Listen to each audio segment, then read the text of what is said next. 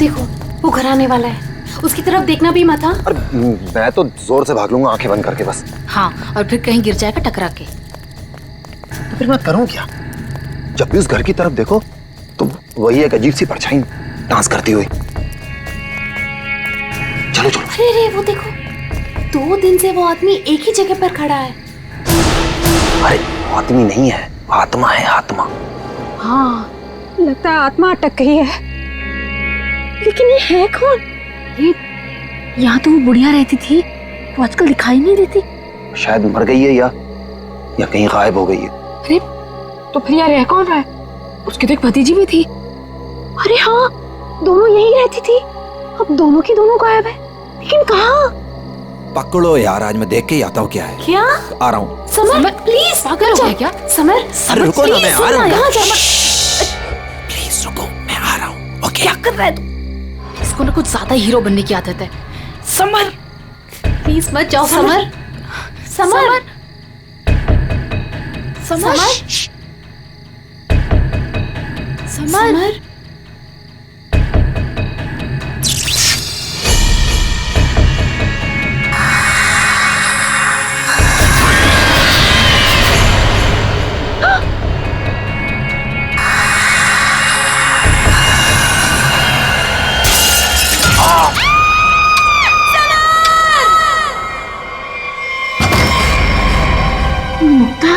क्या हुआ बेटा? हमने वो गूंज महल वाला रास्ता पकड़ा था और वो बेवकूफ समर वो महल के अंदर चला गया था। अरे पर तुम लोग उस रास्ते गए क्यों? बेटा सबर तो ठीक है ना? माँ, किसी ने अंदर से उस पे फूलदान फेंक कर मारा। हम लोग भागकर वहां से आ गए। मैंने गिनी और सबर को बोल दिया कि अब से हम उस रास्ते से कभी नहीं जाएंगे। अच्छा किया बेटा, गूंज महल से दूर रहना ही अच्छा है। आ गए? अरे कहाँ दिन भर आवारागर्दी करता फिरता है तू? भैया घर की हालत देखो क्या हो गई है। माँ की बीमारी की वजह से लोन लेने की नौबत आ गई है। ऐसे फालतू घूमने से अच्छा कोई नौकरी क्यों नहीं ढूंढ लेते? नौकरी मिल गई है मुझे। अच्छा? कौन सी बेटा, कहाँ नौकरी मिली तुझे? भैया कहाँ मिली है नौकरी? जवाब दो। गूंज महल में। ए, तुझे पता है तू क्या बोल रहा है? अरे गूंज महल में जो बुढ़िया रहती है वो मर चुकी है और उसकी भतीजी का भी कुछ अता पता नहीं है। बेटा वहां पे तो आत्माएं रहती है और तू ऐसी जगह पे जाके नौकरी करेगा? नहीं नहीं, तुझे वहां जाने की कोई जरूरत नहीं है। नहीं, तू वहां नहीं जाएगा। माँ, वो बुढ़िया मरी नहीं है और उसी की भतीजी को पियानो सिखा रहा हूं मैं। 50,000 रुपए दे रहे महीने के। 50,000? म्यूजिक सिखाने के इतने सारे रुपए?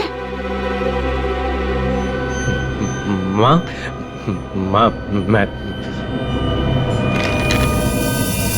ये 50,000 रुपए एडवांस। अब हमारी सारी मुसीबतें खत्म। भैया पता है आज रात को हमारे साथ क्या? म्यूजिक सिखाऊंगा मैं पैसे कमाऊंगा। म्यूजिक सिखाऊंगा, पैसे कमाऊंगा। ये लड़का कभी किसी की नहीं सुनता, तुम देख लेना, कोई न कोई मुसीबत ला के रहेगा एक दिन ये।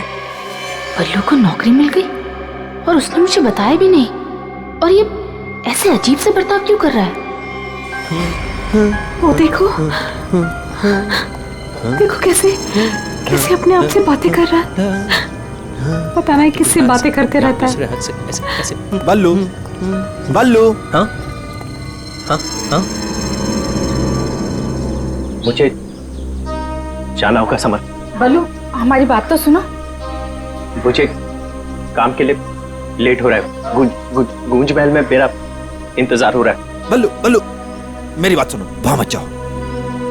मैं नहीं जानता कि तुम क्या कर रहे हो, लेकिन वहां जान का खतरा है। ये देखो मेरे साथ क्या हुआ है।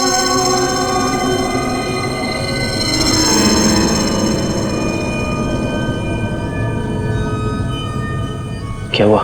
कल गूंज महल में एक औरत ने मुझ पर हमला किया। नहीं, ऐसा नहीं हो सकता।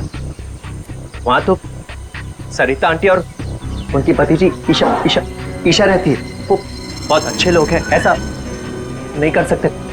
मुझे लेट हो रहा है, मुझे जाना होगा। अरे भैया मत जाओ, वहाँ खतरा है भैया।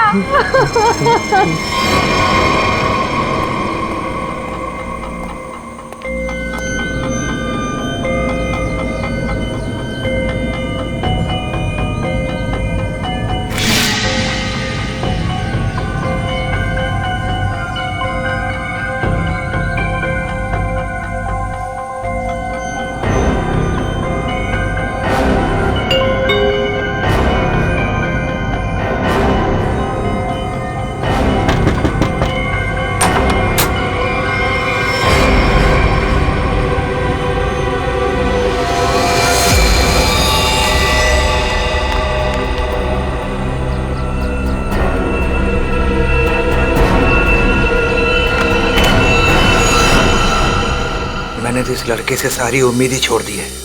पता नहीं कैसी नौकरी है भी या नहीं। देख, मेरा बेटा आया होगा, देख तो।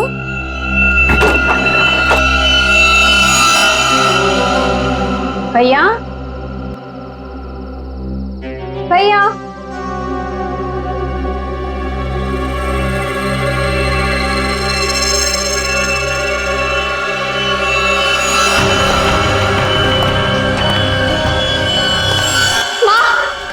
कोई यहाँ बल्लू का टिफिन छोड़कर चला गया। मेरे बल्लू को कुछ हुआ तो नहीं ना? अब क्या हुआ? ये क्या? कौन? अरे कौन जल्दी खोलो।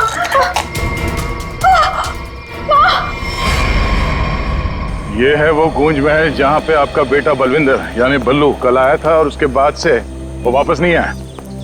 यहाँ पे दो औरतें रहती हैं, एक बुजुर्ग औरत सरिता देवी और उसकी भतीजी ईशा है। और आप लोगों के हिसाब से वो लोग कुछ अजीब है, राइट? सर ये पूरा घर ही अजीब है। यहाँ की खिड़कियों से रोशनी चमकती है, साए दिखते हैं, यहाँ से गुजरने वाले लोगों पर चीजें फेंककर हमला करते हैं। पता नहीं मेरा भाई कैसे फंस गया यहाँ। बल्लू यहाँ नौकरी करता था? जी हाँ, और इसी घर से मेरे बेटे का खाने का डिब्बा वापस आया था, खून से भरा।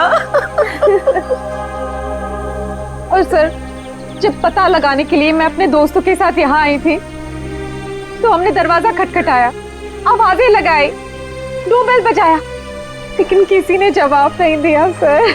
सर यहाँ मेरे बेटे के साथ जरूर कुछ हुआ है, उन लोगों ने जरूर कुछ किया है। सर प्लीज मेरे बेटे को बचा लीजिए।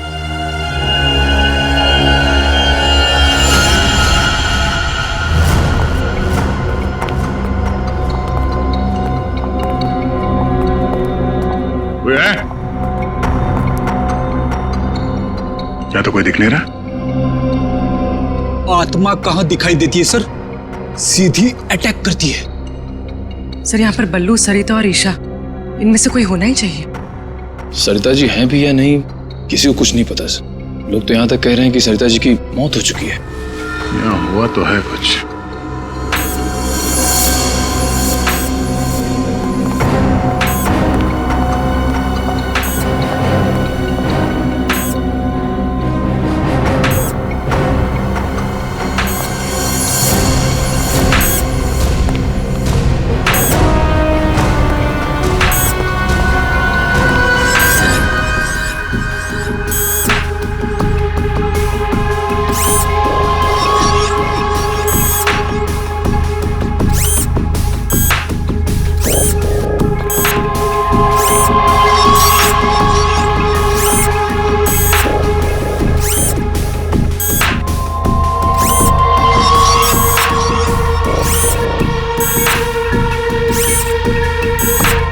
सर ये क्या है तो ये इंसान ही, मगर मैकेनिकल पुतला बना दिया है।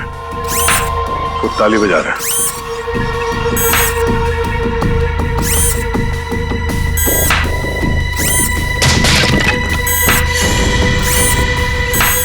निखिल नजर रखो इस पे, हम लोग देखते हैं।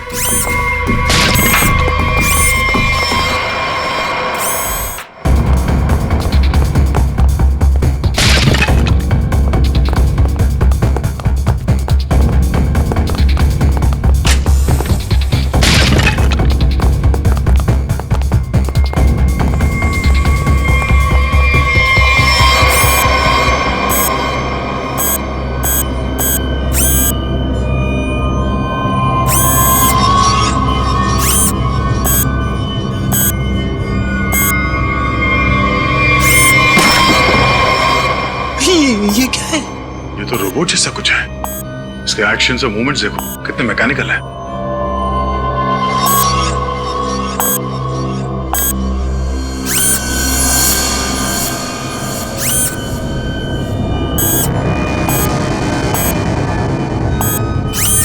सर ये यहाँ आए कैसे और इन्हें रोकेंगे कैसे? अभी से तो टेक्निकली रोका जा सकता है। ये क्या है? पूरी नजर रखना इसमें।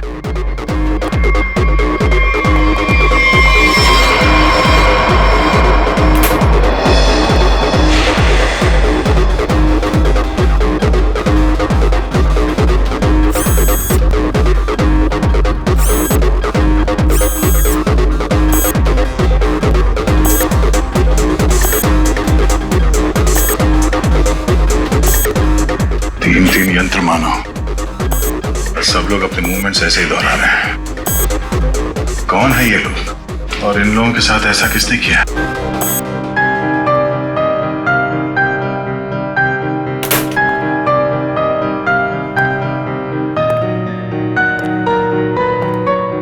बलवंत,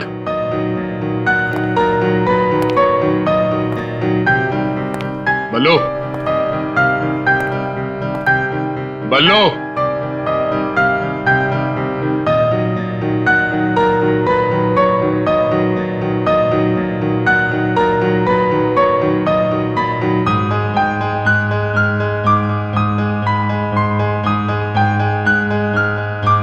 बात नहीं करनी।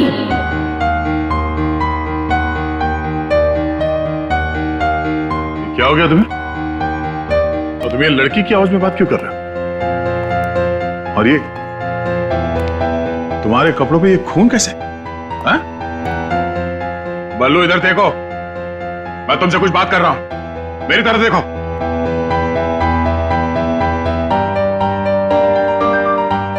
मैंने कहा ना, बात नहीं करनी। पियानो बजाते वक्त मैं किसी से बात नहीं करती, मुझे गुस्सा आता है और फिर मैं सबको मार देती हूँ, मार देती हूँ।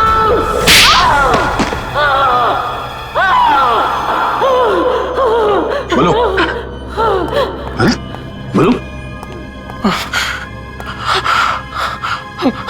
एक्सक्यूज मी, कौन हो तुम? तुम कौन हो? हाथ ऊपर। देखिए आप गोली मत चलाना, गोली मत चलाना। ये मेरा ही घर है, आप गोली मत चलाना, मारना मत मुझे आप प्लीज। तुम्हारा घर है ये? हाँ, ये मेरा घर है। क्या खेल खेल रहे हो तुम यहाँ? हाँ? और तुम्हारे घर में ये सब लोग कौन है? शायद ह्यूमन मशीन्स है जो तुम्हारे इशारे पे नाच रहे हैं। क्यों? सर ये क्या कह रहे हैं आप?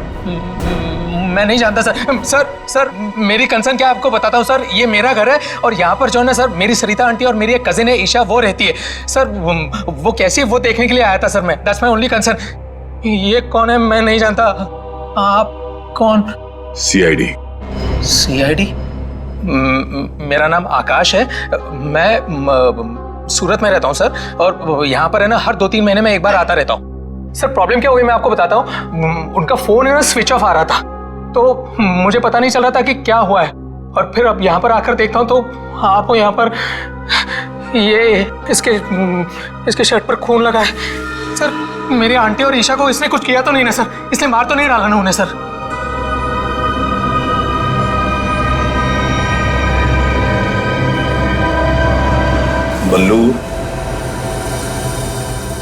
बल्लू, तुम सुन रहे हो? मैं तुमसे बात कर रहा हूं। हाँ, अब मुझसे कुछ पूछ रहे हैं? हाँ। क्या हुआ? बल्लू, हमें बताओ, तुम गूंज महल गए थे ना, तब तुम्हारे साथ क्या हुआ? क्या हुआ तुम्हारे साथ? कुछ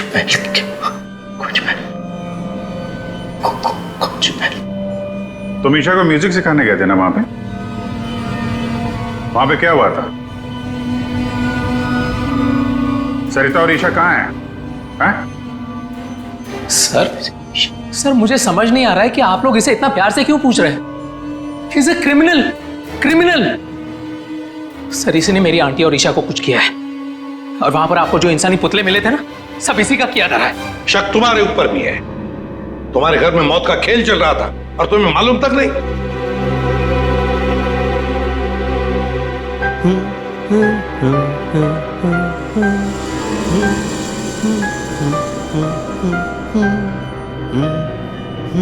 सचिन, वो फोटोग्राफ दिखाओ।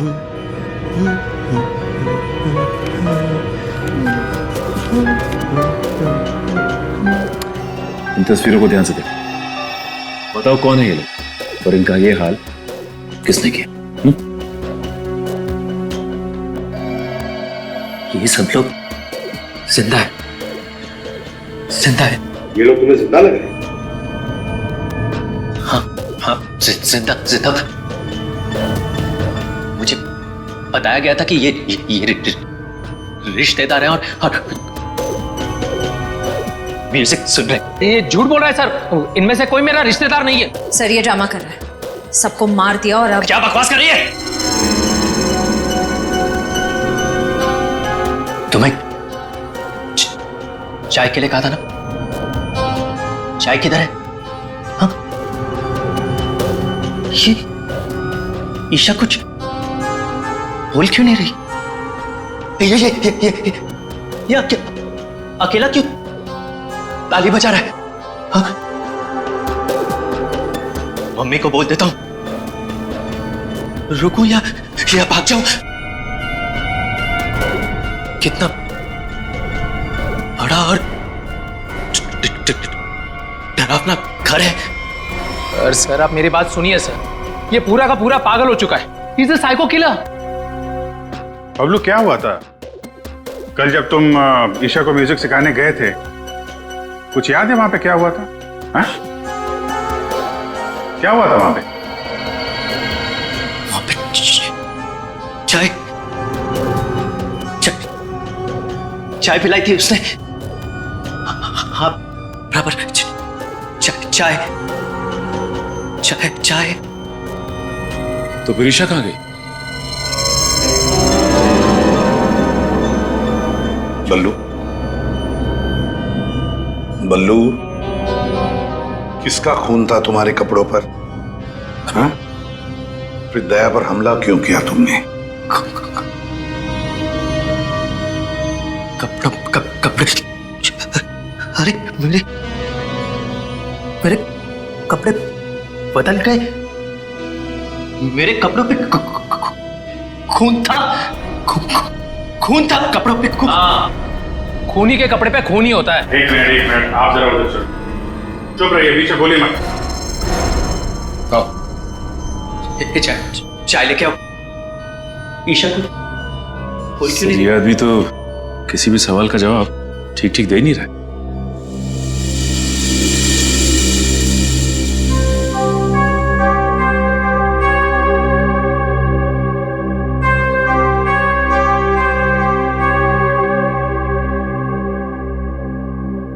अभिजीत, इस बल्लू की मेडिकल जांच करवाते हैं, पता तो चले ड्रामा कर रहा है या वाकई इसके दिमाग के साथ कोई प्रॉब्लम है।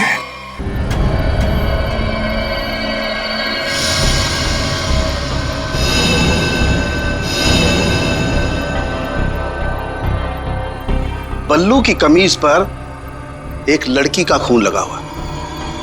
इस कमीज पर जो खून लगा है लड़की का है, ये मैंने पता लगा लिया है। ये रही उसकी डीएनए रिपोर्ट। अब मैं आपसे सिर्फ ये जानना चाहता हूं कि ये जो लड़की मरी है ये कौन है और इसे किसने मारा? इसे आपने मारा है? नहीं? या फिर इसे आपने मारा? नहीं? या फिर इसे तुमने मारा?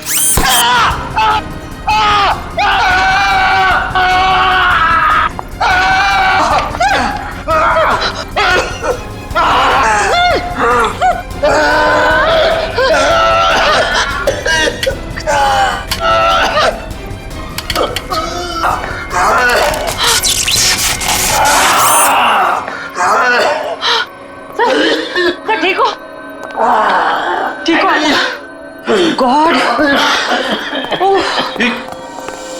क्या हुआ?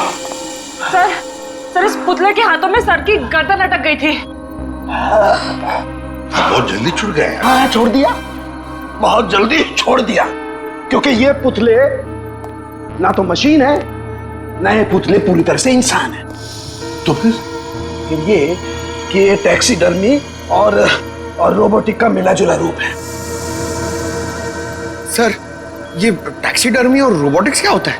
पंकज, टैक्सीडर्मी एक कला है जिसमें जानवरों की खाल को एक खास किस्म के केमिकल में प्रिजर्व करके उनमें भूसा भर करके उनको एक आकार दिया जाता है। इन तीनों के साथ भी ऐसा ही किया गया है। इंसान की खाल को केमिकल में प्रिजर्व करके लकड़ी के पुतलों पर चढ़ाया गया है। लेकिन सर, ये सब करना तो गैर कानूनी। उन्हीं गैर कानूनी काम ही तो करता है। यार सालुंखे, ये इंसान तो नहीं है, फिर भी ये ताली कैसे बजाते हैं, हमला कैसे करते हैं? इन तीनों के दिमाग में एक मशीन फिट कर दी गई है। इसका कंट्रोल खूनी के हाथ में, और खूनी ने उस मशीन के जरिए इनके चारों तरफ एक खास घेरा निश्चित कर दिया है। कोई भी इंसान उस घेरे के अंदर आकर के कोई मूवमेंट करता है, ये चालू हो जाते हैं, अपना काम करने लगते हैं। एक्टिव हम लोग भी तो आसपास घूम रहे हैं डॉक्टर साहब। नहीं, इन तीनों की मशीन को मैंने डीएक्टिवेट कर दिया था। वहां उस पीछे वाले में कुछ गलती रह गई।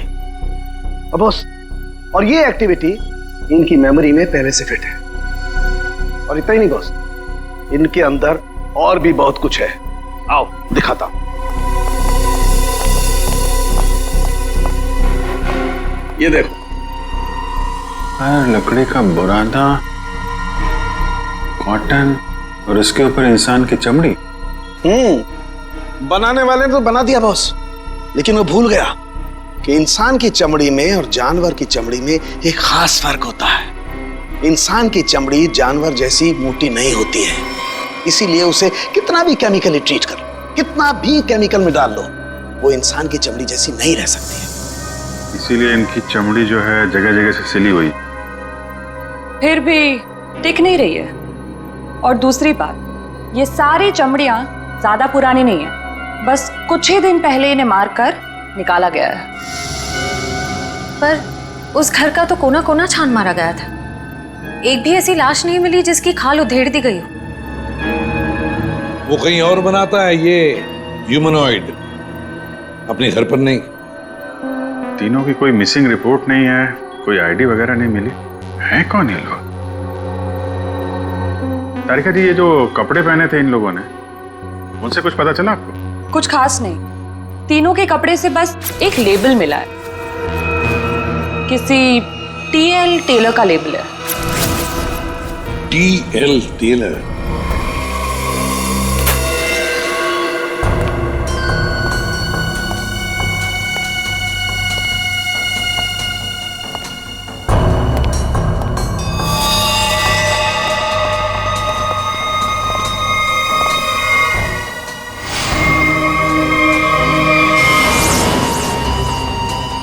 चाकू मारा कैसे? सर, बल्लू के कपड़े पे जो खून के छींटे थे, कहीं इस लड़की के तो नहीं? ये तो बल्लू ही बताएगा। मुंजी, असली बात ये है कि गूंज महल में से एक लाश मिली है हमें, एक लड़की की लाश। ये है वो लड़की। क्या आप जानते हैं इसे? किन्नी है ये, मेरे बेटे की दोस्त। ये मर गई क्या? तो ये बल्लू उस लड़की को जानता था सर? और मोहन जी, बल्लू के कपड़ों पर गिनी का खून है। मोहन जी, आप प्लीज थोड़ा वेट करिए, हम आपको बुलाते हैं। एसीपी सर, मैंने बल्लू की सारी रिपोर्ट्स पढ़ ली हैं। डॉक्टर सालुंखे से भी बात हुई मेरी। बलवंत के खून में ऐसे ड्रग्स हैं जिससे इंसान सच और झूठ के सपने के अंतर को नहीं समझ पाता। उसे उस वक्त जो कहा जाए उसे वही सच लगता है। तो क्या डॉक्टर साहब, ये बलवंत ड्रग के इन्फ्लुएंस में किसी को मार भी सकता है? जी, ऐसा हो भी सकता है और नहीं भी। हमने बलवंत को कुछ मेडिसिन्स दी हैं। आधी बेहोशी की हालत में हम बलवंत के दिमाग के माध्यम से वापस गूंज महल जाएंगे। क्या तुम मुझे सुन पा रहे हो बल्लू? हाँ। गुड। अब एक काम करो, अपनी आंखें बंद करो और ठीक उसी तरह वापस गूंज महल जाओ जैसे तुम पहली बार गए थे। बोलो ईशा, क्यों बुलाया? वो मेरे पास एक नौकरी है तुम्हारे लिए, करोगे? नौकरी? हाँ, तुम म्यूजिशियन हो ना, पियानो बजाते हो, मैं जानती हूँ। मैं तुम्हें 50,000 रुपए दूंगी। 50,000? हाँ, अब तुम यहाँ बैठो, कहीं जाना मत, मैं तुम्हारे लिए चाय बना के लाती हूँ, ठीक है? यही बैठना। चाय नहीं चाहिए ईशा, सुनो। ये 50,000 की नौकरी कर लूं? कर लेता हूं, पैसे अच्छे हैं, उससे माँ का इलाज भी हो जाएगा। लेकिन ये ईशा मुझे कुछ बताने वाली थी उस दिन, कुछ बोल नहीं रही, पता नहीं क्या हुआ ऐसे। और ये घर भी थोड़ा सा अजीब लग रहा है, कहीं ईशा कोई मुसीबत में तो नहीं है?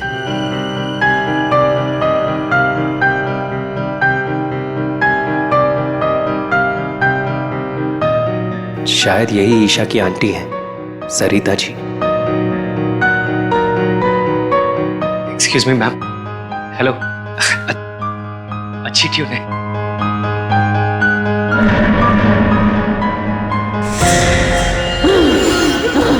नहीं छोड़ूंगी। छोड़ो। किसी को नहीं छोड़ूंगी। छोड़ो। अरे क्या कर रहे हो? बोलो। नहीं छोड़ूंगी। संभालो उसे, मार डालेगा वो डॉक्टर को। नहीं छोड़ूंगी। संभालिए आप इसे। नहीं छोड़ूंगी। बैठो। बल्लू, ये लड़की की आवाज में क्यों छोड़ो मुझे। छोड़ो मुझे। डॉक्टर साहब। नहीं छोड़ूंगी। पकड़िए आप इसे। किसी को नहीं छोड़ूंगी।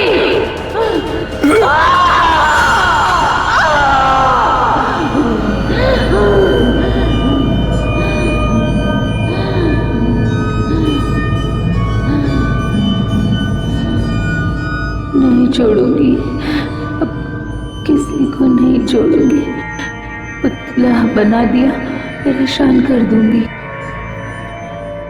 बची हुई बॉडीज मछलियों को खिला दूंगी।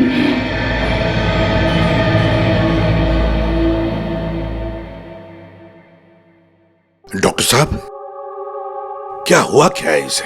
हाँ? ये से अचानक से औरत की आवाज में क्यों बात करता है? जब तक बल्लू पियानो तक नहीं पहुंचा था तब तक ये ठीक था, लेकिन जैसे ही इसके दिमाग में पियानो की आवाज सुनाई दी, ये कोई और बन गया। आपके कहने का मतलब है कि पियानो की आवाज सुनते ही ये बल्लू अपने आप को खूनी औरत समझने लगता है। मतलब ये किसी के वश में है, किसी ने हिप्नोटाइज किया है इसे। क्या लगता है आपको डॉक्टर साहब? हाँ, ये टेलर्स का पता चल गया सर, जिसने तीनों मानव मशीन के लिए कपड़े बनाए थे सर। अच्छा, टीएल टेलर्स।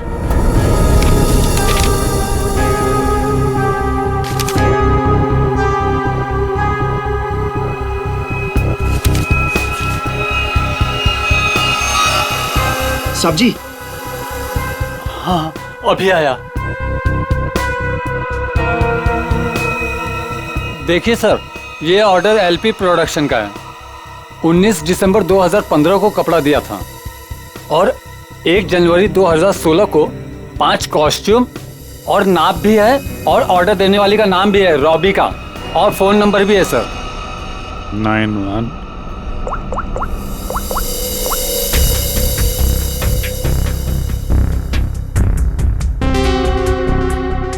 सर, फोन बंद है। कोई बात नहीं, इस फोन की लास्ट लोकेशन ट्रेस करो और कुंडली निकालो इस रॉबिका की। सर। हाँ सारुण के साहब। अभिजीत, इन ह्यूमनॉइड्स में हमें भूसे के साथ साथ 2 और खास चीजें मिली हैं। एक तो एक खास कागज के टुकड़े, ऐसा कागज जिस पर न्यूज छपती है, अखबार में काम आने वाला कागज, और दूसरा समुद्र के नमक के कुछ अंश। थैंक यू वेरी मच सारुण के साहब। क्या हो सर?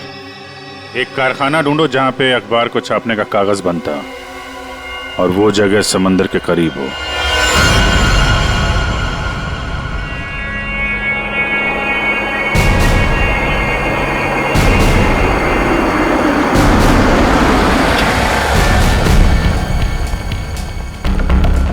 समंदर के किनारे पेपर मिल,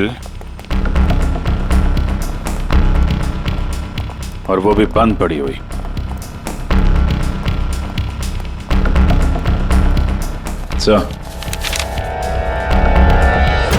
सर यहाँ पे ये पेपर और ये पेड़ की छाल और वहां पर कपड़े, यहाँ तो वो हर वो चीज मौजूद है जो मानव मशीन के अंदर भरी गई है। सर हो सकता है उस क्रिमिनल के काम करने की जगह यही हो जहां वो पुतले बनाता था। क्या पता वो अभी भी कहीं आसपास ही हो। मगर वो जगह कहाँ है? यहाँ तो सिर्फ पुतले में भरने का सामान है ना। वो टैक्सी डमी की जगह और वो रोबोट बनाने की जगह वो कहाँ है? पुतलों में भरने का सामान यहाँ है तो वो जगह भी यहीं कहीं होगी। ढूंढो।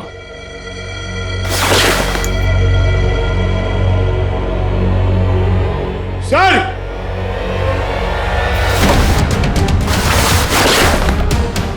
सर! माय गॉड,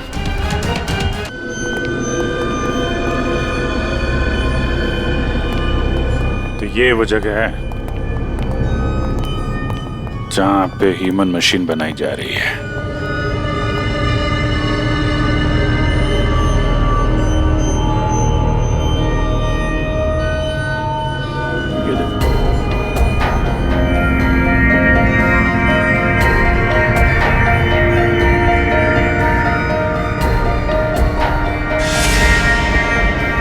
पूरा मैकेनिज्म है यहाँ पे।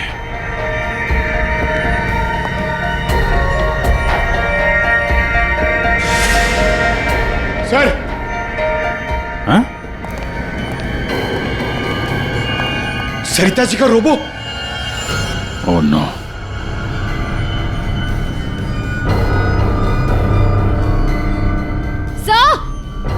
सर जल्दी आइए। सर ईशा, सर खूनी ने इसका सारा खून निकाल दिया है। इसकी सांसें भी बहुत धीमी चल रही हैं। इसको हॉस्पिटल लेके चलो जल्दी। एम्बुलेंस को फोन करो। हेलो। सरिता को तो उसने रोबोट बना दिया, अब इसका भी वो हाल करने वाला था। सर रोबिका की लोकेशन का पता चल गया। आज तो हद हो गई।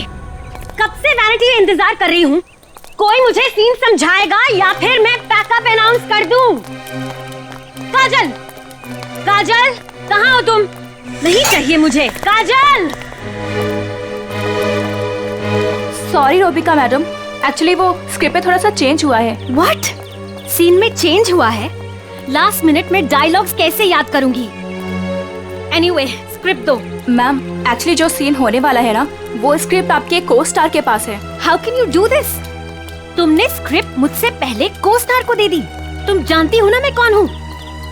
शो क्विट कर दूंगी 1 मिनट में। टीआरपी नीचे और शो बंद। बोलो क्विट करूं? एनीवे, कहाँ है वो को स्टार? मैम वहाँ आपका नया को स्टार आपका वेट कर रहा है। ओके, अभी मजा चखाती हूँ उसको।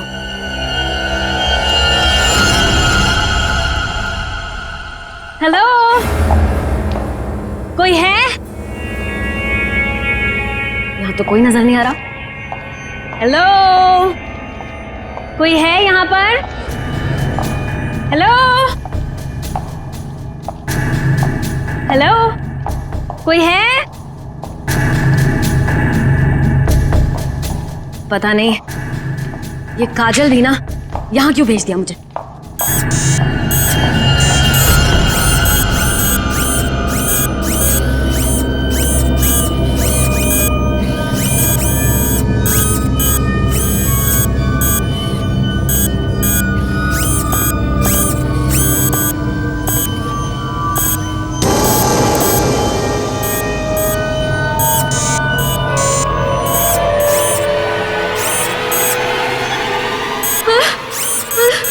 नहीं, नहीं।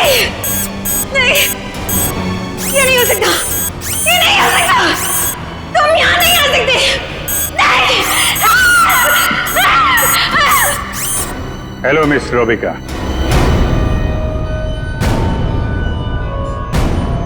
कौन हो तुम सब? और ये सब नाटक क्या है? हमें छोड़िए, आप ये बताइए कि आपने ऐसा क्यों कहा कि ये यहां नहीं आ सकते? आप जानती हैं ना? वो मैं डर गई थी, इसीलिए मेरे मुंह से कुछ भी निकल गया। सच बोलिए, सीआईडी से हम लोग। सीआईडी? जी हाँ। इन मशीनी मानव के पीछे क्या कहानी है? कौन है वो 3 लोग जिन्हें तुमने इस हालत में पहुंचा दिया?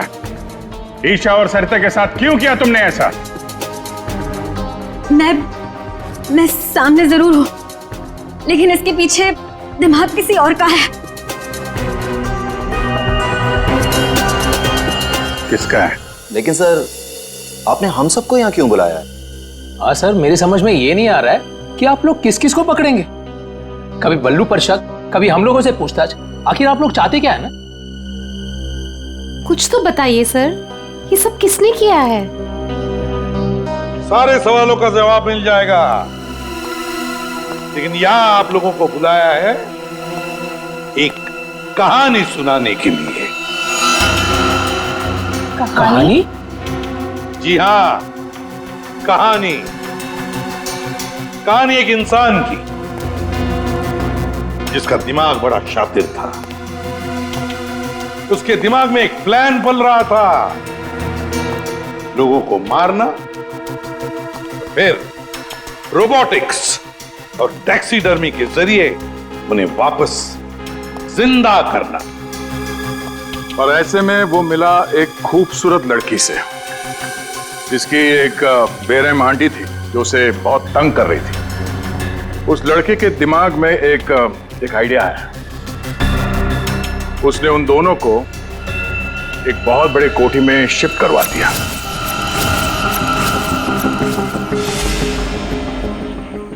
Thank you so much. और फिर उस लड़के ने उस सुंदर सी लड़की को पहला झटका दे ही दिया। लड़की की आंटी बन गई इस लड़के का पहला कामयाब आविष्कार। और हैरानी की बात यह है कि वो सब उसके वो दोस्त और कलीग्स थे जो उसके साथ विदेश में काम करते थे। अब हुआ ये कि ये लड़की इस लड़के से बहुत डरने लगी, और फिर उससे बचने के लिए उसने अपने और एक दोस्त की मदद मांगी। ऐसे रो मत, मैं हेल्प करूंगा तुम्हारी। तुम बताओ क्या करना है। और जब खूनी को ये बात पता चली तो बहुत भड़क गया। प्लीज मुझे मत मारो, मुझे छोड़ दो प्लीज। उसने उस लड़की को कैद कर लिया और उसके दोस्त को बेवकूफ बनाया। उसने उसे ये एहसास दिलाया कि ये सब कुछ जो हो रहा है वो उसी की वजह से हो रहा है। तो तुम जैसा बोलोगे मैं वैसा करूंगी, प्लीज मुझे जाने दो। और उस बेचारी लड़की ने अपने मददगार दोस्त के चाय में ड्रग मिलाकर उसे हिप्नोटाइज करना शुरू कर दिया। मैं जैसा बोलूंगी तुम वैसा ही करोगे, मेरी हर बात मानोगे तुम, है ना? दिलचस्प कहानी। सर ये कहानी तो इस घर की और बल्लू की है। हाँ, सरिता, ईशा और उस खूनी की कहानी है ये। लेकिन सर, वो खूनी कौन है? वही तो, खूनी कौन है कौन खूनी?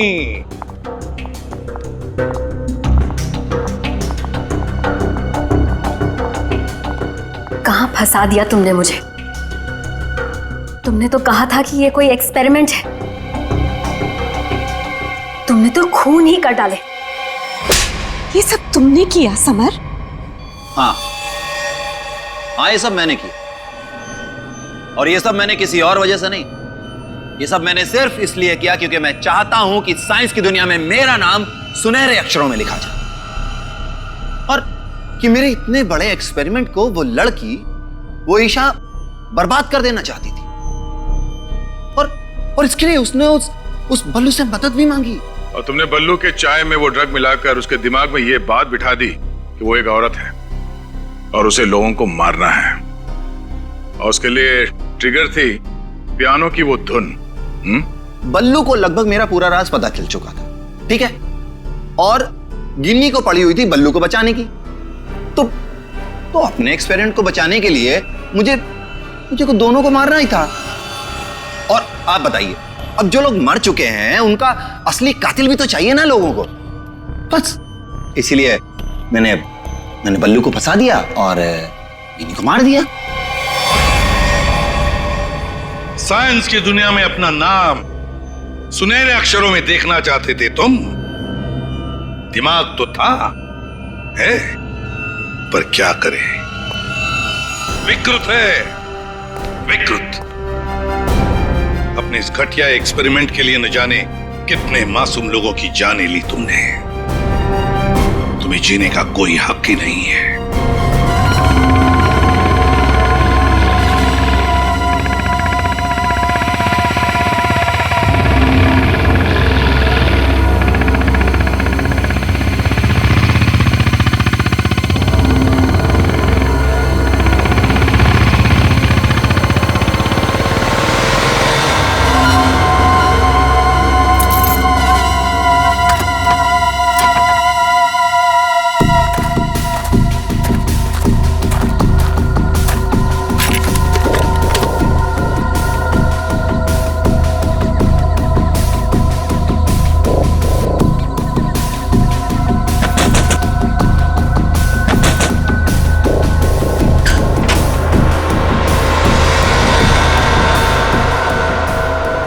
ठीक है ना?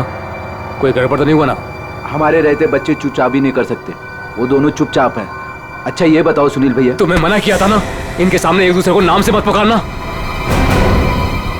गलती हो गई ना, चल माफ कर देना। चल, सॉरी बोल रहा हूँ ना।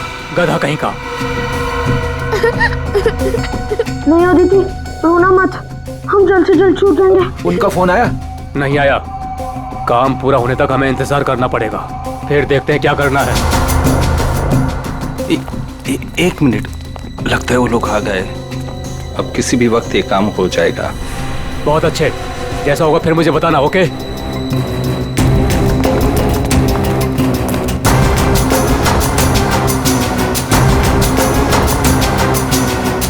अब काम बहुत जल्द हो जाएगा। सही है। रोना मत अदिति। हम लोग उन बच्चों को रवाना कर देंगे और हम फ्री हो जाएंगे। ऐसे कैसे रवाना कर देंगे? दोनों नाम सुन चुके हैं मेरा, दोनों को खत्म करना पड़ेगा। तुम उठा तो तुम खिड़की के बाहर चल जाना। हाँ।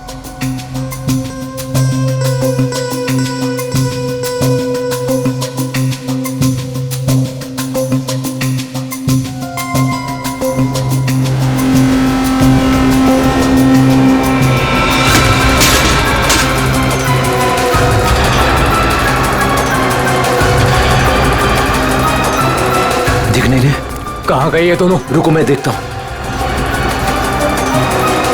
उधर हैं? दिखाई नहीं दे रहे। लगता है भाग गए। चलो।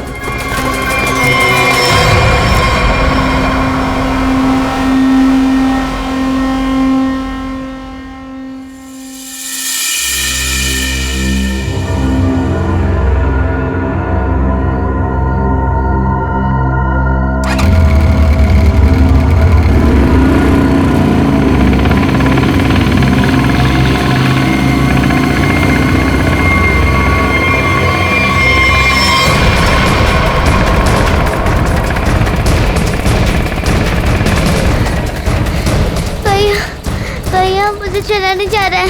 भाग, बस थोड़ा सा और।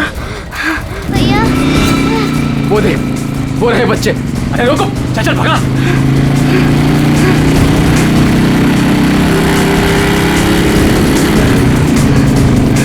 भाग भैया, भाग भाग। अदिति, अदिति, उठ अदिति।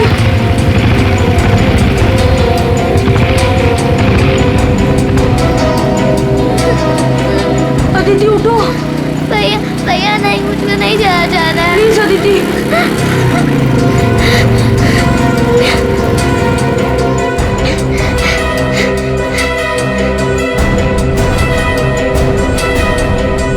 बोल, तेरा भाई कहाँ है? मुझे नहीं पता। मैं पूछ रहा हूँ, बता। बोल, नहीं तो मार दूंगा तुझे। बोल।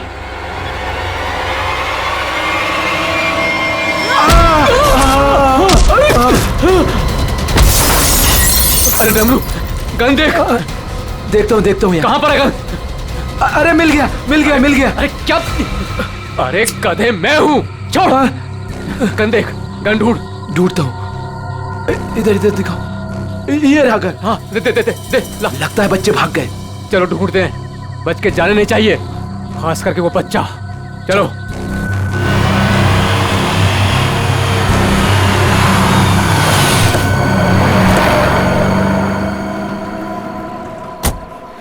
थैंक गॉड तुमने टायर चेंज कर दिया, वरना आज पूरी रात हमें हाईवे पर ही गुजारनी पड़ती।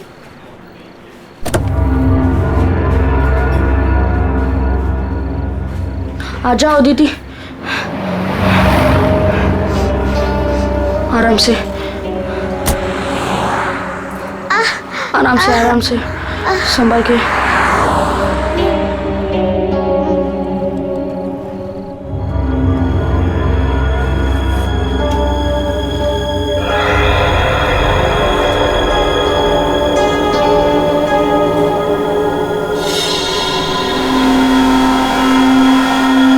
अदिति, वो देख फोन, मैं मम्मी को कॉल करता हूँ।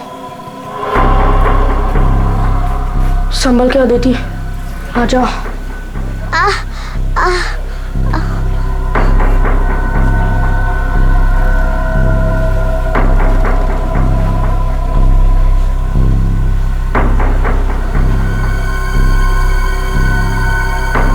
सॉरी।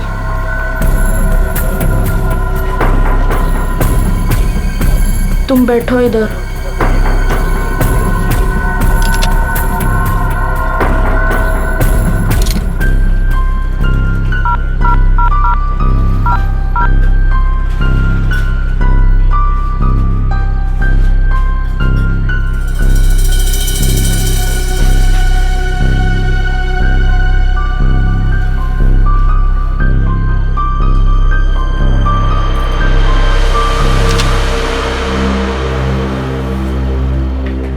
मम्मी फोन नहीं उठा रही है।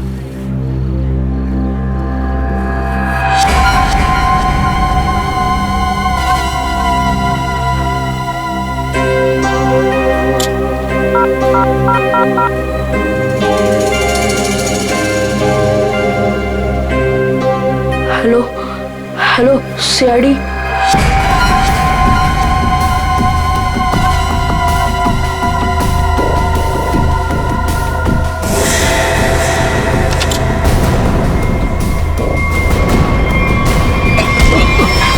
अरे दिखता नहीं तुझे? ए भाई लोग, मैं कब से देख रहा हूँ तुम लोग यहाँ वहाँ देख रहे हो। क्या गड़बड़ करने जा रहे हो क्या? अरे नहीं, बस हम लोग ऐसे ही अच्छी जगह देख रहे थे बैठने के लिए। मेरे को कोई गड़बड़ नहीं चाहिए। हाँ अरे भाई साहब, गुस्सा क्यों कर रहे हो? हम लोग बैठ जाते हैं आराम से ना। इधर आप जगह अपना बैठो। काम कीजिए ना। ठीक है, जाइए।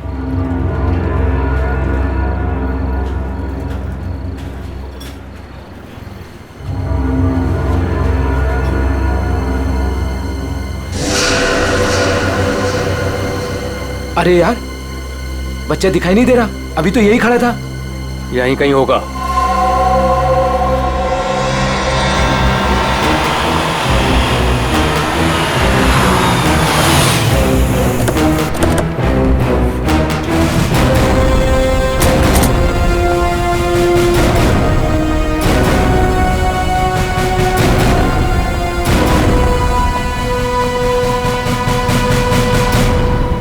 नमस्ते एसीपी साहब, आज यहाँ खाना खाने आए थे? नहीं, कुछ खाने के लिए नहीं आए हम लोग। तुम्हारे यहाँ से 2 बच्चों ने हमें फोन किया था, मदद मांग रहे थे। क्या उन दोनों बच्चों को देखा तुमने? कहाँ पर है वो? 2 बच्चे? हाँ देखा तो था, मुझे लगा फैमिली वालों के साथ में है वहाँ, लेकिन अभी वहाँ नहीं है। सर हो सकता है कहीं छुप गए हों। हाँ हो सकता है। काम करते हैं, ढूंढते हैं बच्चों को। हाँ बैठ जाओ। रोहन, अदिति, रोहन, कहाँ गई ये बच्ची? रोहन, देखो बेटा, हम लोग सीआईडी से हैं। तुमने फोन किया था ना हमें। रोहन, अदिति,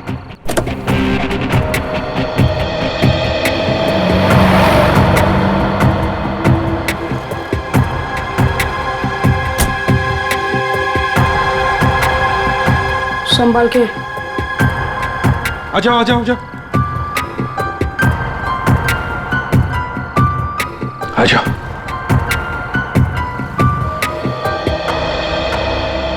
क्या हुआ बताओ। वो गंदे अंकल हमको मार देंगे।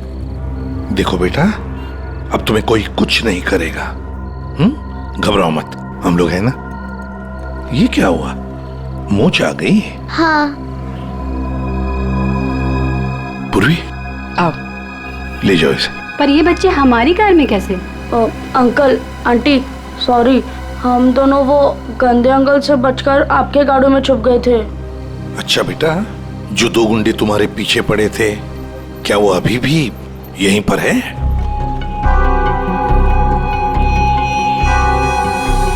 नहीं सर। चलो कोई बात नहीं। अरे बच्चों के लिए दूध लेकर आओ, बिस्किट्स भी लाओ। चलो।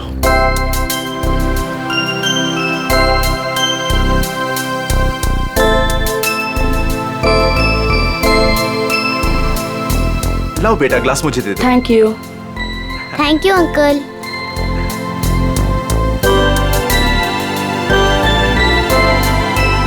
अच्छा लगा बेटा? बिस्किट खाओगी? कोई बात नहीं। अच्छा बच्चों बताओ, पहले से बताओ क्या हुआ? 3 दिन पहले हमें स्कूल में से भगा के लेके गए थे और जंगल में एक बंद घर में बांध कर रखा था। अच्छा बेटा, जंगल में जहाँ आपको बांध के रखा गया था, वो घर कहाँ पे है, आपको कुछ पता है? नहीं, याद नहीं है। चलो कोई बात नहीं। अच्छा एक बात बताओ बेटा, क्या उन गंदे लोगों ने तुम्हारे घर पर फोन वोन किया था? बात की उन्होंने तुम्हारे मम्मी के साथ, पापा के साथ? पापा नहीं है, सिर्फ मम्मी है। पापा गॉड के साथ रहते हैं।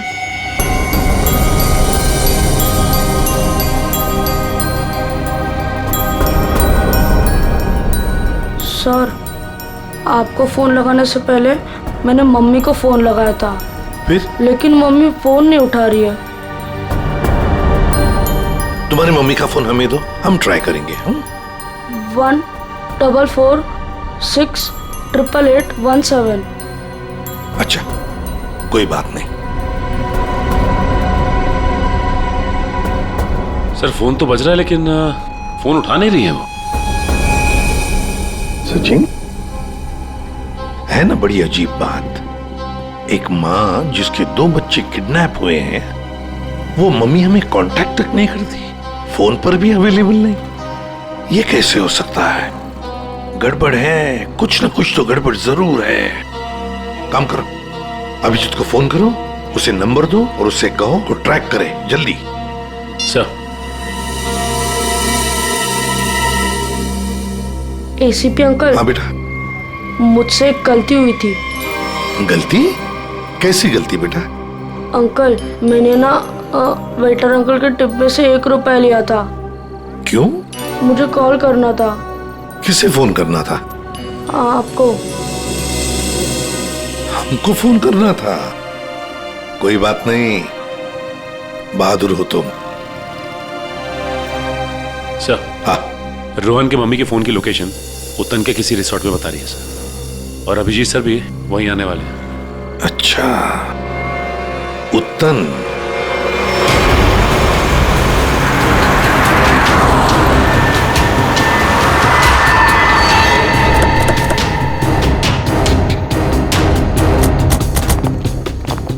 पुलिस यहाँ? सर यहाँ पे एक मर्डर हो गया है, इसीलिए पुलिस वाले यहाँ पे आए। पूर्वी एक काम करो, बच्चों को गाड़ी से बाहर आने मत देना, ध्यान रखने को कांस्टेबल को। आइए। तो ये बच्चों की माँ रूपाली, उसका फोन यहीं पे लोकेट हुआ है। इंस्पेक्टर साहब का कहना है कि लाश एक औरत की है। औरत की लाश है? तो कहीं लाश आइडेंटिफाई हुई है? जी हाँ सर, उसका नाम कारा है। कारा है? जी हाँ सर।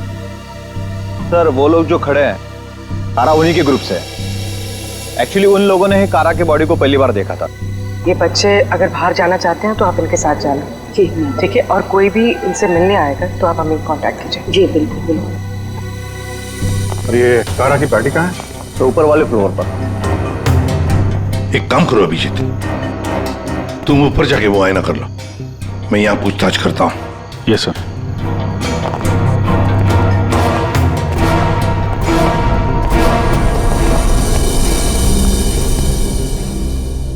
तो आप लोग कारा के साथ थे? Yes sir. वैसे आप? सर मैं विक्रम और ये मेरी वाइफ सूजी। सर मैं अंगद और ये मेरी वाइफ अंबिका। और ये मेरे हस्बैंड योगेंद्र, मैं शालिनी।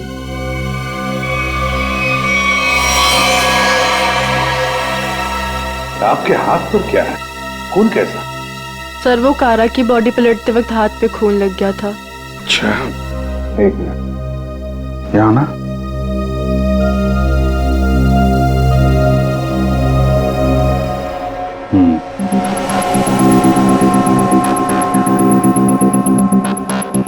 मतलब ये कारा उधर खड़ी होगी, खूनी यहाँ आया और उसने 5 फीट से गोली चला दी। मतलब कारा ने खूनी के लिए दरवाजा खोला? दरवाजा खोला तो फिर इसका क्या है? सर एक और बात, सर ये कारा का रूम नहीं है, रूपाली का रूम। क्या? खूनी मारना किसको चाहता था, कारा को या रूपाली को? लेकिन सर फिर ये कारा रूपाली के कमरे में अकेली क्या कर रही थी? सर आज रूपाली का बर्थडे था, इसीलिए उसको सरप्राइज देने के लिए कारा उसका रूम सजा रही थी। वैसे आप लोग एक दूसरे को जानते कैसे? सर हम लोग एक ही कंपनी में काम करते हैं लेकिन अलग अलग शहरों से हैं। दरअसल आज हमारी कंपनी ने एक वर्कशॉप यहाँ ऑर्गेनाइज करी थी, तभी हम मिल रहे हैं। इसके पहले हम लोग एक दूसरे को जानते तक नहीं थे सर। अच्छा, वैसे ये आइडिया किसका था, रूपाली को सरप्राइज देने का, बर्थडे पार्टी? जी सर वो कारा का ही था। कारा रूपाली के कमरे को सजा रही थी जब खूनी यहाँ आया और उसने कारा पे गोली चला दी। ये सवाल अभी भी परेशान कर रहा है, दरवाजा ऐसे क्यों टूटा है? खूनी आया, उसने दरवाजा तोड़ा, दरवाजा बंद था, और जब ये सब हुआ तो कारा के दोस्त कहाँ पे थे? कारा ने कहा कि रूम डेकोरेट होने में टाइम लगेगा, इसलिए हम मार्केट चले गए। हाँ सर, हमने प्लान किया था कि हम 10 बजे तक वापस आ जाएंगे, और जब हम वापस आए तो विक्रम ने कारा को कॉल किया था ताकि वो तैयार रहे। मजा आ गया भाई, मैंने आज रियली बहुत एंजॉय किया, सही बता रहा हूँ मैं। बहुत मजा आया। मन तो करता है कि हमारे सारे फंक्शन, सारे प्रोग्राम्स डेली यहीं पर हुआ आज करें। तो हम रूपाली के हाथों की कॉफी पियेंगे ना, क्योंकि वो बहुत यमी कॉफी बनाती है। अरे भाई रूपाली के हाथ की कॉफी हम भी पियेंगे आज। हाँ हाँ सब लोग पियेंगे। अब देखते हैं कैसी कॉफी बनाती है रूपाली आज।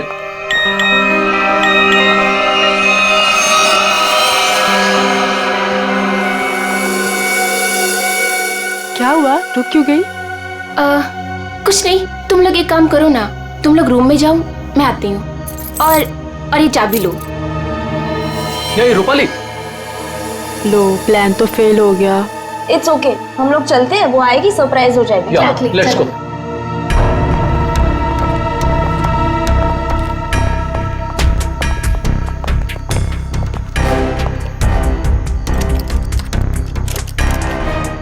दरवाजा खुल नहीं रहा है, शायद अंदर से बंद है। वो अंदर से लॉक क्यों करेगी भला? कारा दरवाजा खोलो। कहीं उसे कुछ हो तो नहीं गया? विक्रम प्लीज तुम ट्राई करो ना।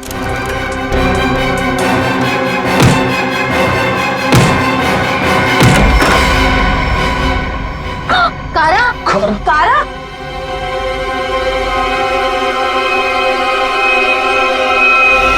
ये रूपाली क्यों नहीं है तुम्हारे साथ? कहाँ गई वो? नहीं पता सर, लेकिन सर तब से वो वापस नहीं आई है। सर कहीं ये रूपाली इन्वॉल्व तो नहीं मर्डर में? हो सकता है। वॉचमैन, इधर एक बात बताओ, क्या तुमने रूपाली को यहाँ रिसोर्ट से बाहर जाते हुए देखा? रिसोर्ट में आने के बाद में कोई भी गेस्ट बाहर नहीं गया सर। अच्छा ठीक है, जाओ तुम। कोई भी गेस्ट रिसोर्ट से बाहर नहीं गया, इसका एक ही मतलब है कि रूपाली अभी भी इसी रिसोर्ट में है। रिसोर्ट का कोना कोना छान मारो, ढूंढो रूपाली को।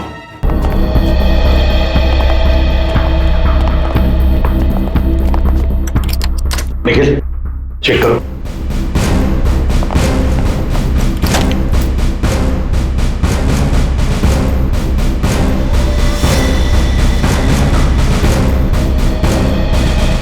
सर हमने इस रिजॉर्ट का हर कमरा और हर कॉरिडोर चेक कर लिया है। रूपाली कहीं मिल ही नहीं रही है। देखते, एक कमरा बाकी है। ये है ना? जी हाँ सर।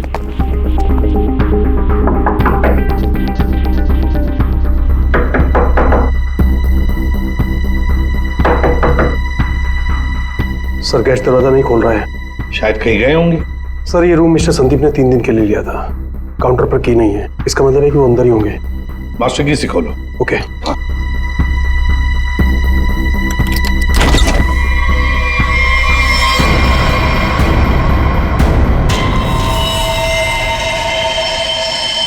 सर मर चुकी है।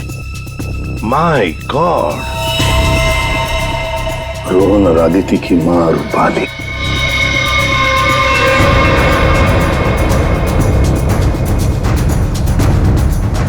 जिस पोजीशन पे बॉडी पे गोलियां लगी हैं, खूनी ने यहां से गोली चलाई होगी। ऐसे। ये तो बड़ी अजीब पोजीशन है गोली चलाने की। खूनी ने यहां कमर के नीचे बंदूक रख के गोली चलाई होगी क्या? ज्यादातर तो लोग सीने के सीट से गोली चलाते हैं, और खूनी ने यहां नीचे कमर के पास रख के गोली चलाई। ऐसा क्यों? एक मिनट चलो पकड़ना है। पूरी ट्वीजर दो, ट्वीजर।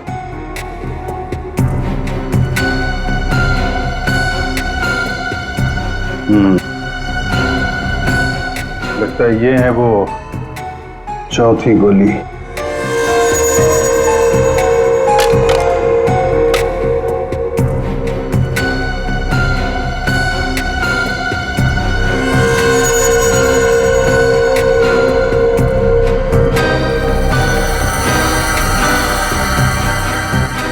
लोहे का छर्रा?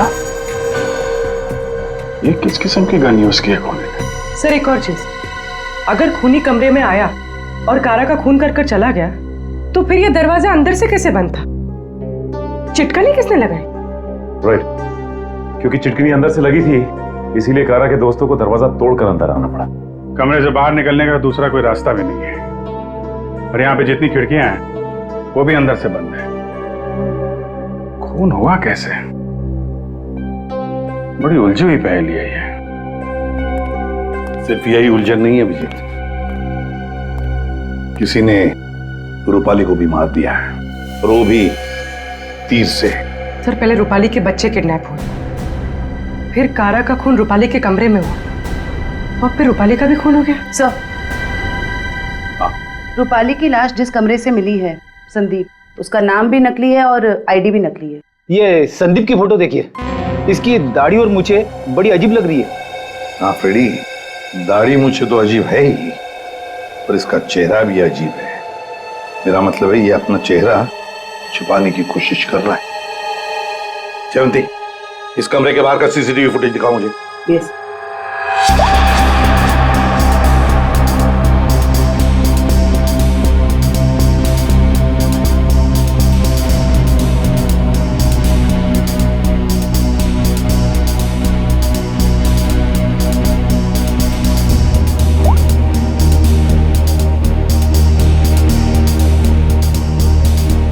कारा के अलावा तो यहाँ कोई आया भी नहीं। ये संदीप भी नहीं। सर फिर कारा का खून किसने किया? कारा का खून किसने किया? संदीप के कमरे का फुटेज देखते हैं।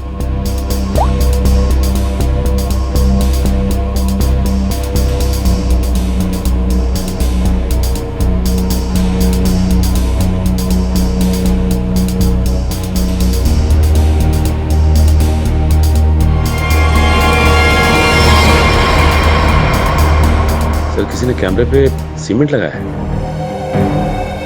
कोई तो है जो चाहता है उसका मूवमेंट सीमेंट के पीछे छुप जाए। तो सर लगता है कि ये काम इस संदीप का ही है।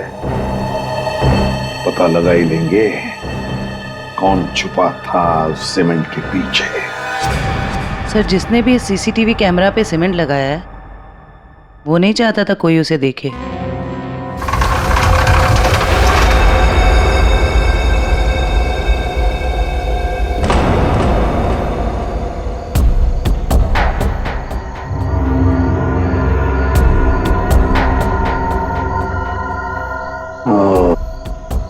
ये देखो, यहाँ पर ना कोई सीढ़ी है ना कुछ, सिर्फ ये पाइप। इसका मतलब है ये खूनी इस पाइप से ऊपर चढ़कर आया, खिड़की खोली और सीसीटीवी कैमरा के पीछे से सीमेंट लगा दिया। यही एक रास्ता है। निखिल, पाइप से नीचे उतरोगे? Yes sir. गुड, चलो उतर जाओ। देखो जरूर कोई ना कोई सुराग मिलेगा नीचे। आराम से, आराम से।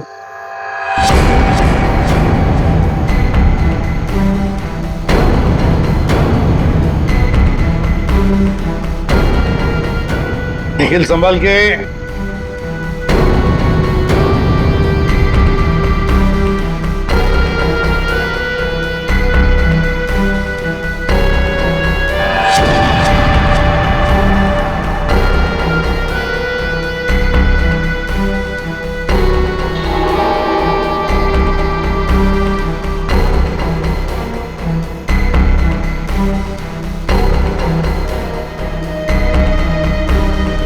सर, कुछ मिला है।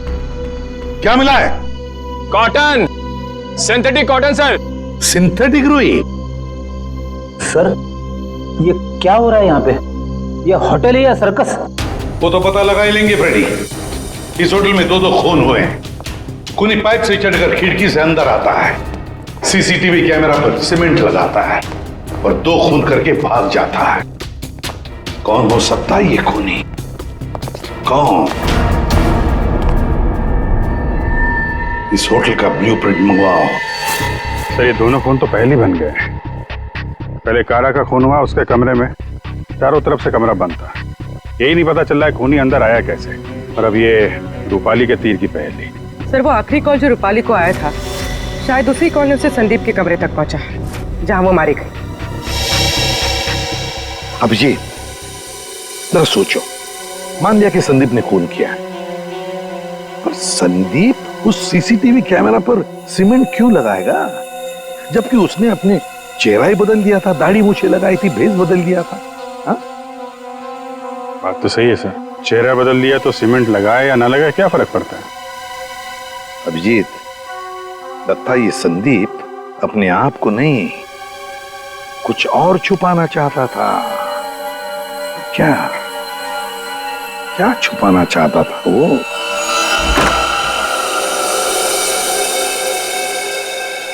कुछ तो है जो हमारी नजरों से छूट गया इस कमरे में। एक एक इंच जान मारो कमरे का।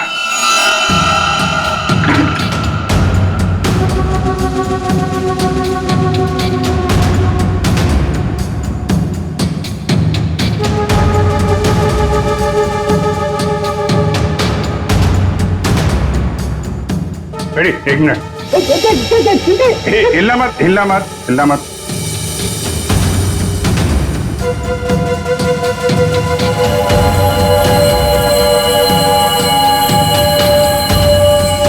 सीमेंट? इस कमरे में कहीं तो सीमेंट का इस्तेमाल हुआ है।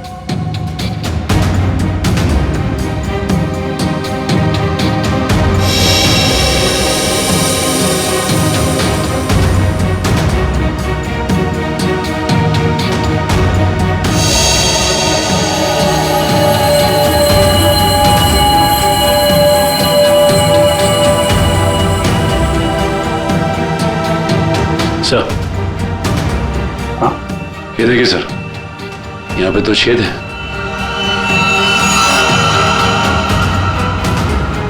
कीलों से बने लगते हैं।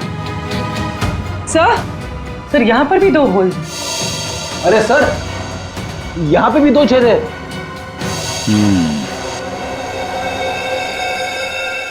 ये चारों तरफ कमरों में कीलें क्यों लगाई गई?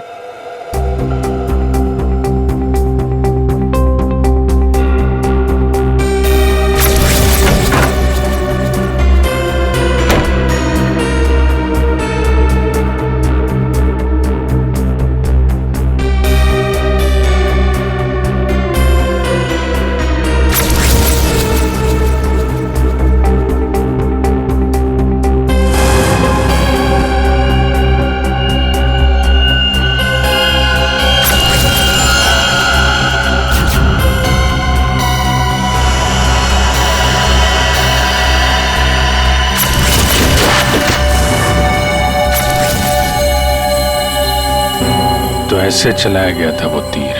मतलब जिस वक्त खून हुआ उस वक्त संदीप कमरे में था ही नहीं। ये कमरा इसलिए किराए पे लिया गया कि रूपाली का खून उसी समय किया जाए जब कारा का खून हो रहा था। सर मतलब सीसीटीवी कैमरे पे सीमेंट इसलिए लगाया गया था ताकि रूपाली के खून के बाद खूनी यहाँ पर आए, ये सारा सामान निकाले और किसी को पता ना चले। करेक्ट। काफी दिमाग लगाया खूनी ने। चलो, रूपाली का खून कैसे हुआ ये तो पता चल गया है। अब हमें ये पता करना है कि कारा का खून कैसे हुआ और किसने किया। जानते हो बॉस, कारा की मौत ये जो छर्रे हैं ना, इन छर्रों की वजह से हुई। या सारुण के ये छर्रे हमें भी पता है। ऐसा ही छर्रा अभिजीत को मिला उस कमरे में, समझे? कोई नई बात बता, नई बात। हो, नई बात। सारिका, इन लोगों को नई बात बता। ये देखिए सर,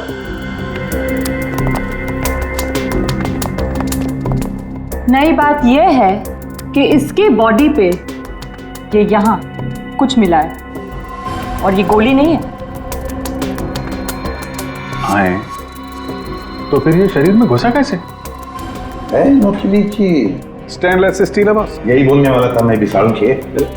लेकिन सर ये इसकी बॉडी में आया कहां से?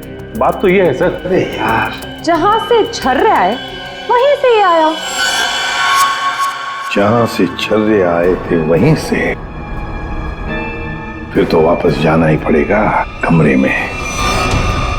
मेटल का पीस बॉडी में वहीं से आया है जहां से छर्रे आए हैं, और इस कमरे में जो मेटल का सामान था वो तो हम साथ लेकर ही आए। बस ये नॉब और ये चिटकी। ठीक है, इन सब चीजों को दोबारा से दरवाजे पे लगाते हैं।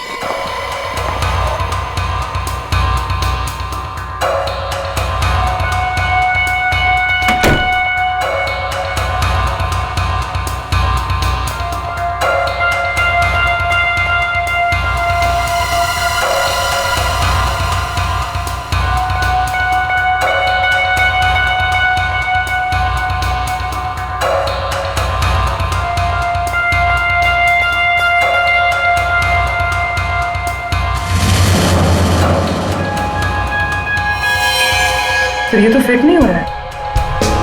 तो दूसरा देना।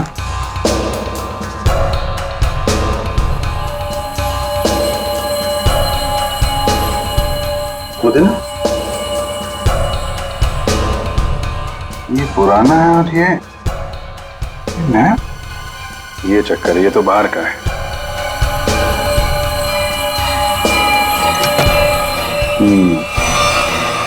ये इसलिए नहीं बैठ रहा है क्योंकि ये नॉब बदल दिया गया है। बदल दिया? लेकिन सर कोई ऐसा करेगा क्यों? जो ओरिजिनल नॉब था ना, वो है इस पजल का मिसिंग पीस। तो सिर्फ नॉब नहीं था, वो गन थी, गन। मतलब सर इस नॉब का इस्तेमाल गन के तरीके से किया गया? करेक्ट। कारा को यहाँ पेट पे गोली लगी थी। पूर्वी, एक मिनट।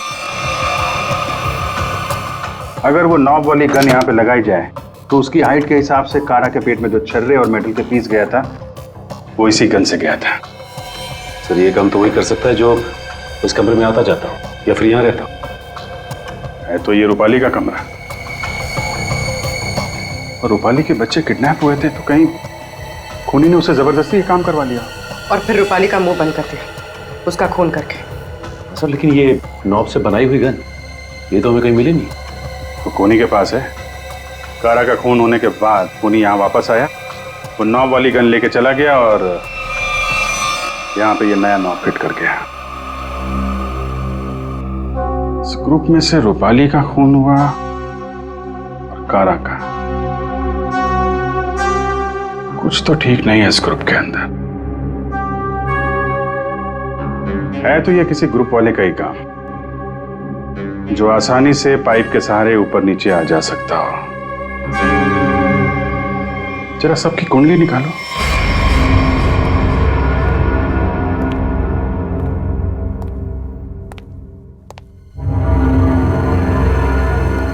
क्या हो रहा है यहाँ पे और हमें क्यों बुलाया गया है? अरे मुझे क्या पता यार। क्या? मुझे भी नहीं पता। और योगी तुम्हें भी यहाँ बुलाया गया, तुमने बताया क्यों नहीं? अरे मुझे भी नहीं पता था यार।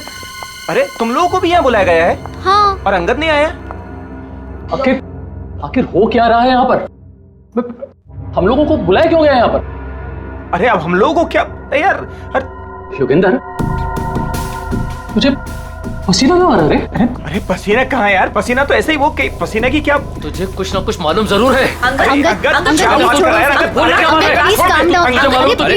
प्लीज छोड़ो। अंगद, विक्रम दरवाजा। अरे कोई दरवाजा खोलो। दरवाजा विक्रम कुछ करो।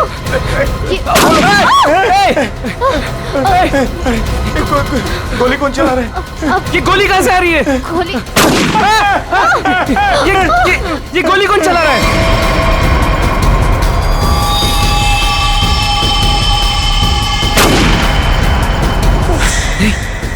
सूजी? यस।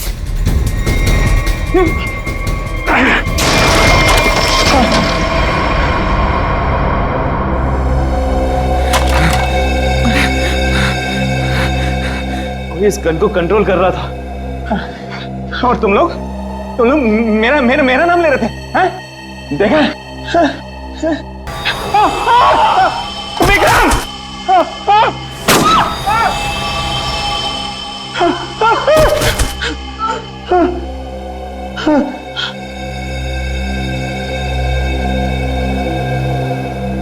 कौन कर रहा है ये सब?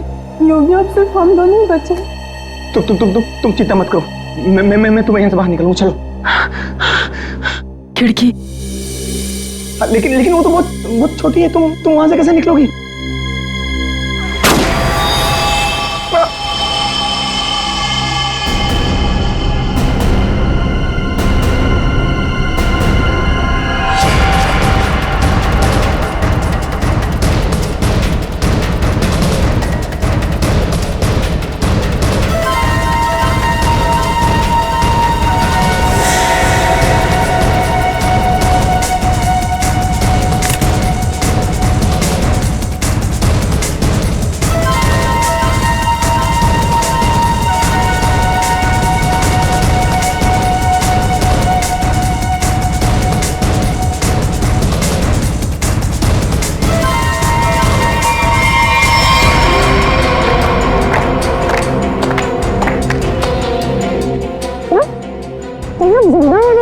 हाँ जिंदा है ये लोग भी।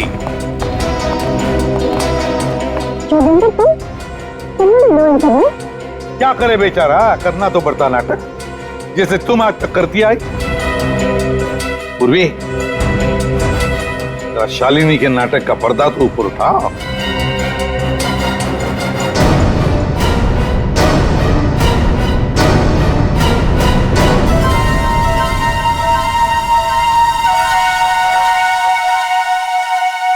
लेकिन आप लोग को कैसे पता चला? मैंने तो परफेक्ट प्लान बनाया था। तुम्हारा प्लान तो बिगाड़ दिया रूपाली के उन 2 बच्चों ने। वो बच्चे तुम्हारे गुंडों के हाथों से छूटकर हमारे पास आ गए।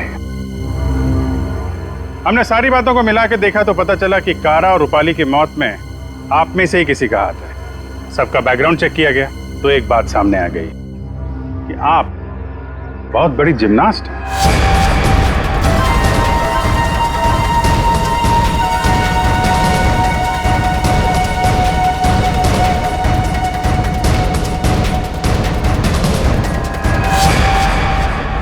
फिर हमें पाइप में फंसी मिली रुई, सिंथेटिक रुई, जो खास किस्म के बॉडी सूट में इस्तेमाल होती है। अब बस हमें सिर्फ इतना करना था कि एक जाल बुना जाए जिसमें आपको फंसाया जाए, जिससे आपका जिम्नास्टिक का हुनर और वो फैट सूट दुनिया के सामने आ जाए। अब बहुत हो गया, बहुत बता दिया हमने तुमको। अपनी कहानी सुनाओ, और वो भी सच्ची कहानी। कंपनी किसी एक को यूके ब्रांच का सीईओ बनाने वाली थी। इसके साथ मिलती बड़ी गाड़ी, घर और पैसा। मुझे बचपन से विदेश जाने का शौक था और योगी जाने का पूरा हकदार भी था, पर रास्ते में आ रही थी वो रूपाली और कारा। कारा को मारने के लिए तुमने रूपाली का इस्तेमाल किया। रूपाली को उस कमरे में बुलाया जो कमरा तुमने संदीप के नाम पर बुक करके रखा था। कारा को मारने के बाद तुमने फिर रूपाली को वहां मार दिया, तीर चलाकर, जो तुमने पहले से वहां फिट करके रखा था। और इन सब में तुमने अपने पति को भी जबरदस्ती शामिल किया। लेकिन युगेंद्र, सजा तो तुम्हें भी मिलेगी। रूपाली के मरने के बाद तुम फिर से उस कमरे में गई। रूपाली के मर्डर का सारा एविडेंस और उसका फोन तुमने वहां से हटा दिया, और ये सब तुमने किया हमारे रिसोर्ट पहुंचने से पहले। सब अच्छे से हो जाता अगर वो दो बेवकूफ बच्चे ना आते और आप लोग को ना बुलाते। बच्चे तो अब हमारे पास ही रहेंगे शालिनी, उनका ख्याल हम रखेंगे। लेकिन तुम विदेश जाकर रहना चाहती थी ना, तो क्या कर, अब तो तुम्हें स्वदेश में ही रहना पड़ेगा, वो भी जेल की सलाखों के पीछे सड़ना पड़ेगा। दो खून किए तुमने, फांसी की सजा तो होकर ही रहेगी तुम्हें।